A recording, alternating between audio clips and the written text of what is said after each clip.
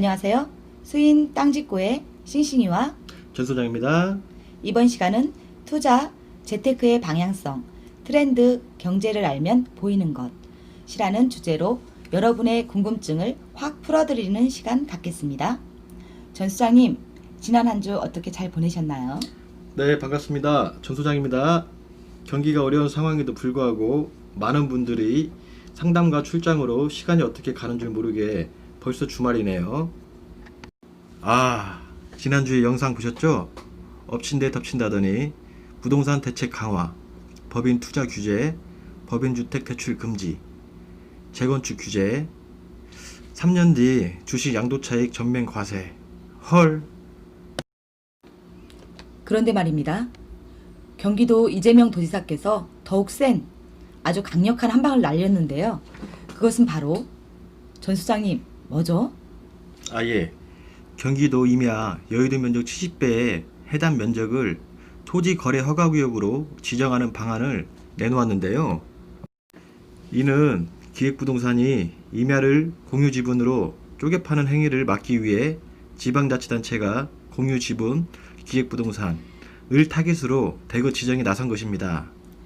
몇천 평 또는 몇만 평의 분할도 없이 공유 지분으로 수백, 수천 명씩 쪼개 파는 행위 반드시 근절돼야 합니다.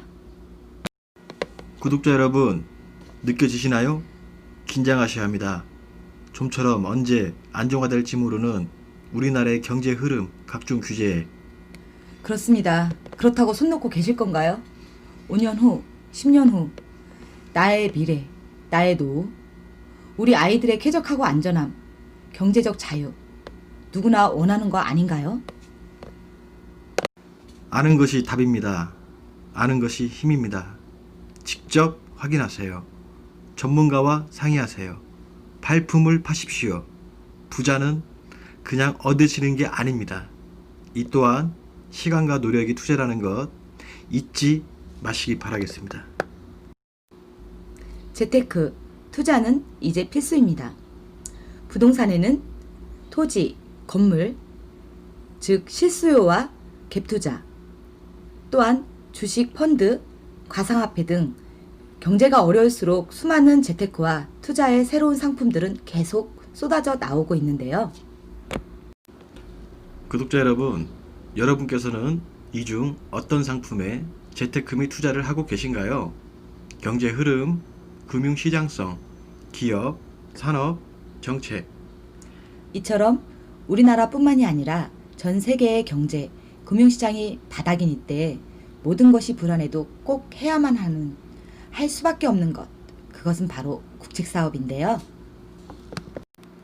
그 이유는 우리나라의 미래시장 성장 동력이라고 봐야겠죠?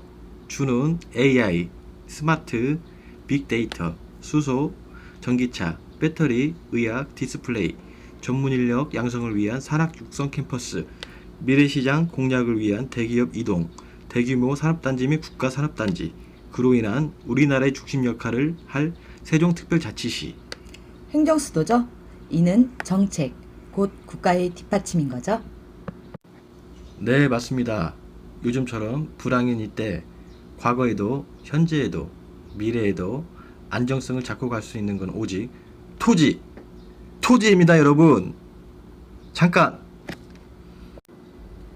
토지라고 아무 곳에나 투자하실 건가요?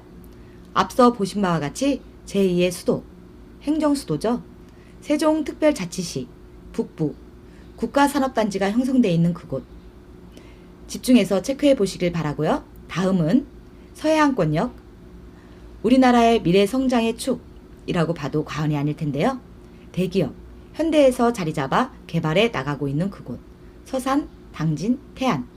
집중해서 참고하시길 바랍니다. 자, 구독자 여러분, 감이 오시나요? 경기 침체, 부동산 강화, 금융시장 바닥. 그러면 어떻게 해야 할까요? 난 돈 많아 하시는 분은 괜찮습니다.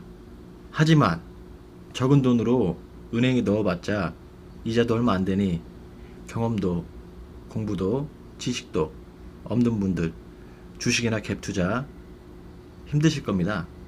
지금은 때가 아니라는 점 꼭 기억해 주시길 바랍니다. 토지 투자 꼭 알아두면 돈이 보이는 9가지 방법. 함께 보실까요? 첫 번째, 국책사업 및 개발 호재를 살펴라. 국책사업은 안정성 보장으로 개발이 확정되어 수익성 및 황금성이 높다는 점 참고하시기 바랍니다. 두 번째, 현장 답사. 여러분, 현장 답사, 백문이 불여일견인 건 아시죠? 아무리 100번, 1000번 들어도 한 번 눈으로 보는 것만 못하다는 점 직접 보셔야죠. 과거는 어땠고 현재의 모습은 어떻고 미래는 어떻게 변할지 직접 보시고 확인하셔서 밑그림을 그려보세요. 세 번째, 땅을 볼 때는 목적을 가져야 합니다. 자, 여러분, 어쩌면 가장 중요한 건데요. 목적 없이 가는 답사, 땅을 보시려면 그냥 관광 가세요. 적어도 집을 지으실 건지, 예쁜 카페를 하실 건지, 창고를 지으실 건지 분명한 목적은 필요합니다. 명확함, 목적 확인하시고 체크하세요. 네 번째, 땅은 주변 환경이 매우 중요합니다. 맞습니다. 각종 호재로 인한 주변 토지의 가치, 부동성, 움직일 수 없고 옮겨 놓을 수도 없습니다. 알고 확인하면 피할 수 있겠죠? 다섯 번째, 땅의 가장 중요한 것은 입지다. 차량이 늘어나고 사람이 몰리는 곳, 역세권, IC, 도심지 상권, 산업단지 및 주변 상권, 접근성이 뛰어나 찾는 이가 많다. 자, 더 추가 설명드리지 않아도 아시겠죠?